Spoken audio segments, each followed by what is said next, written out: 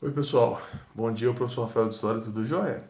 Pessoal, vamos lá para mais informação, né, mais conhecimento. Hoje eu estou aqui para poder falar sobre política, um tema que dá tanta confusão, né? Não, que eu gosto de tal político, que eu gosto é do outro político. Mas eu estou aqui não para falar de um político específico, mas do sistema político, como é que a política funciona no Brasil, ok? Então vamos lá. Hoje a gente é uma república federativa presidencialista. O que significa isso? Em 1889, tem algumas turmas que eu estou dando aula sobre isso. O Brasil proclamou a República, ou seja, a gente tinha antes Dom Pedro I e Dom Pedro II os reis. Rei, todo poderoso, eu me acho um fodão, entendeu? Eu sou o dono do país. E de acordo mesmo com o período, ele era mesmo. Os reis europeus eram donos dos seus países, ele era o país. O povo morava lá quase que de favor, porque ele é o país, entendeu? Quando se declara uma república, isso acaba. Esse rei que era dono de um país, agora com a república, quem governa o país, ele não é mais dono. Ele está fazendo a parte dele para fazer o país melhorar, mas não é dele, é de todo mundo.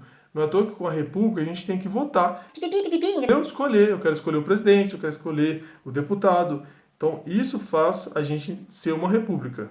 Agora o país não tem mais dono. Agora o país é de todo mundo, coisa pública. Federativa, molezinha.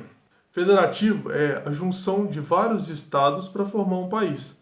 Ou seja, junta São Paulo, Minas Gerais, Pernambuco, Amazonas, Rio Grande do Sul. Todos os estados do Brasil se juntam e formam um país que a gente chama de Brasil. Ok? Monta uma Constituição, mas são os estados que se juntam e formam esse país. O exemplo de federação mais famoso que a gente tem é os Estados Unidos. Não é à toa que ele chama Estados Unidos da América.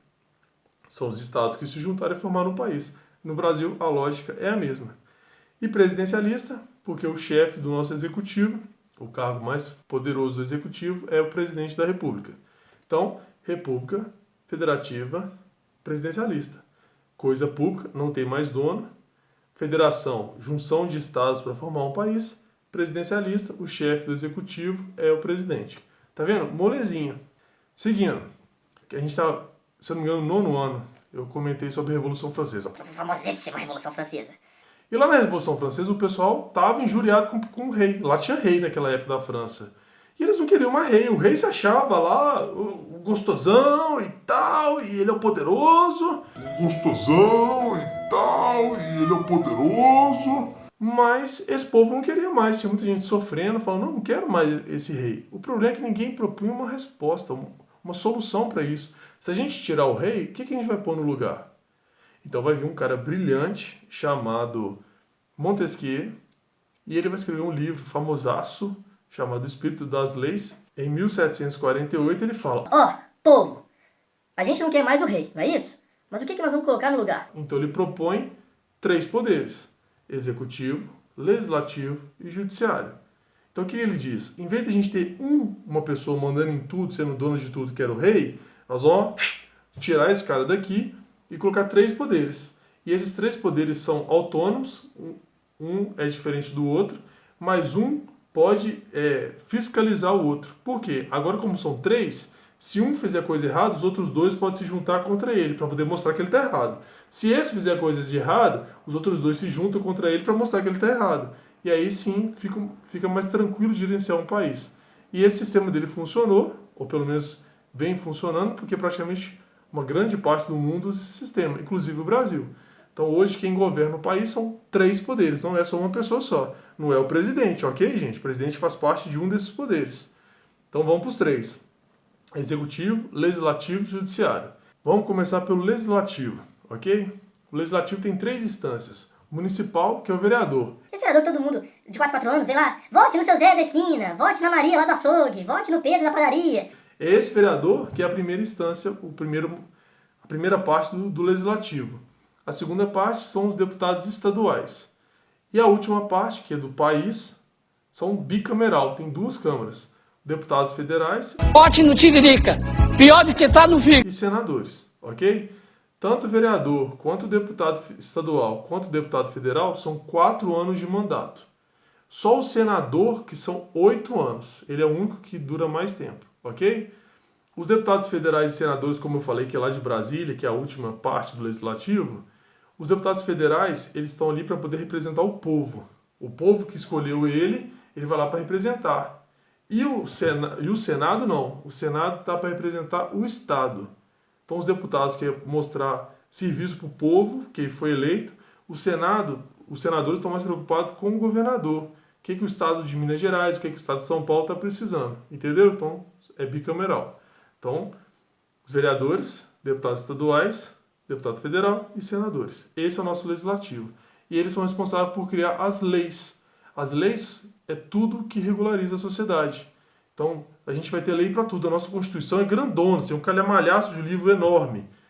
Então, tá lá as leis dizendo o que pode e o que não pode ser feito, ok? E o legislativo é responsável para fazer isso, tanto na cidade, quanto no estado, quanto no país. Bom, agora vamos para o segundo poder, que é o executivo. Então, se o legislativo é responsável por criar as leis, o executivo é responsável por fazer essas leis funcionarem, por executar essas leis, por isso executivo. E aí também tem três setores: municipal, que é o prefeito, estadual, que é o governador, e federal, que é o presidente da República. O presidente, então, é o mais alto cargo do executivo. Também todos eleitos de 4 em 4 anos, ok? Então, o presidente, por exemplo, é responsável pelo exército, por validar as leis do legislativo. Eles criam leis, o presidente tem que dar o aval dele. O executivo todo mundo geralmente conhece mais, porque geralmente é o que todo mundo cobra. Quando dá algum problema na sociedade, todo mundo vai em cima do presidente, do governador ou do prefeito. Então, geralmente, esse é um dos três poderes que todo mundo mais conhece. Então, legislativo faz as leis, executivo faz elas funcionarem, executa essas leis, e o último é o judiciário. O judiciário é um poder de resposta. O legislativo e o executivo fazem as coisas acontecer. O judiciário espera as coisas acontecer. Se por acaso alguma coisa acontece de errado, é o judiciário que vai entrar em cena. Então, se alguém vai lá e comete um crime, o legislativo falou, é proibido roubar. Se a pessoa roubar, aí o judiciário tem que vir. Algo aconteceu de errado e o judiciário vai vir para poder punir essa pessoa que fez de errado. Então o judiciário ele tem que esperar as coisas acontecer para ele poder participar, ok? São 4, de maneira geral, né? São 4 momentos do judiciário. O primeiro é o juiz, esse juiz que todo mundo conhece de causa. Quando eu sei sobre o vizinho vai lá e briga, o muro é aqui, o muro é lá, eu sei lá o quê. É esse juiz da primeira instância, do primeiro grau, que vai resolver. Depois, a segunda instância, o segundo grau, são os tribunais. Então esse primeiro juiz vai lá e fala, José e Maria brigaram, José ganhou. Aí a Maria tem direito de querer questionar isso. Então ela vai para esse tribunal, que é a segunda instância, geralmente são 3 juízes, para poder rever se o primeiro juiz cometeu algum erro. E aí para por aí a questão de recurso civil, né? Esse aí é o órgão máximo. Daí para frente, aí é só para lei e Constituição. Então a terceira fase, a terceira seguinte, né? A gente falou de 2, a terceira é o Superior Tribunal, que aí sim vai tratar de leis e tudo mais. E a última instância, que é o Supremo Tribunal Federal, que vira e mexe aparece na televisão, né? Que aí sim tem a ver com a Constituição. Toda vez, aí já não é mais questão de briga de vizinho nem nada. Toda vez que alguma coisa ameaça o país inteiro de maneira constitucional, aí é o Supremo Tribunal Federal que vai chegar e falar. Entendeu? Só para concluir, uma outra palavra que ficou faltando é democracia. Todo mundo fala aí, o Brasil é democracia, o Brasil é democracia. O que é democracia? Democracia é lá da Grécia Antiga, e a democracia lá da Grécia de Atenas é uma democracia participativa. Ou seja, quem era considerado cidadão, nem todo mundo era cidadão, mas quem era considerado cidadão tinha direito de participar de maneira direta. Então, quando acontecia alguma coisa em Atenas, eles se juntavam na praça e quem era cidadão falava, dava sua opinião e falava, agora nós vamos entrar em guerra com Esparta. Aí a galera levantava a mão e contava. Então era uma democracia direta. No nosso país hoje, não é assim, eu até entendo porque são 210 milhões de habitantes, não dá para todo mundo dar a sua opinião. Então a gente chama a nossa democracia de maneira indireta. Então a gente elege o executivo, o legislativo, né, o vereador, o prefeito, para fazer as escolhas pela gente. E aí daqui a 4 anos, se esse cara fez bem, ou essa moça fez bem, a gente reelege eles. Se não fizer, tira e coloca outro. Beleza? Então, de maneira geral, é assim que funciona a política brasileira. Qualquer dúvida, eu estou aqui à disposição para ajudar.